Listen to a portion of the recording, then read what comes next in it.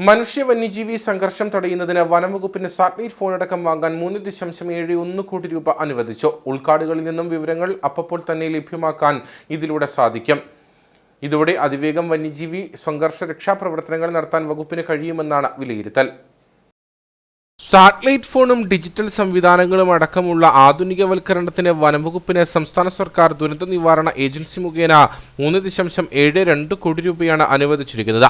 മനുഷ്യ വന്യജീവി സംഘർഷം ലഘൂകരിക്കുന്നതിന്റെ ഭാഗമായി സംസ്ഥാനത്തെ 36 ജില്ലാ ഫോറസ്റ്റ് എമർജൻസി ഓപ്പറേഷൻ സെന്ററുകളുടെയും സംസ്ഥാന കൺട്രോൾ റൂമിന്റെയും പ്രവർത്തനങ്ങളുടെ ഏകോപനവും ആധുനികവൽക്കരണവുമാണ് ഇതിലൂടെ ലക്ഷ്യമിടുന്നത്. മൊബൈൽ ഫോണും മറ്റ് ആശയവിനിമയോപാധികൾക്ക് സാധ്യതയില്ലാത്തതുമായ ഉൾക്കാടുകളിൽ നിന്നും വിവരങ്ങൾ അപ്പോൾ തന്നെ സാധ്യമാക്കാൻ ഇതിലൂടെ കഴിയും.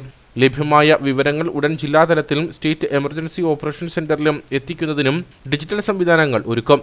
ഇതിലൂടെ അതിവേഗം വന്യജീവി സംഘർഷ രക്ഷാപ്രവർത്തനങ്ങൾ നടത്താൻ വകുപ്പിന് സാധിക്കുമെന്നാണ് വിലയിരുത്തൽ.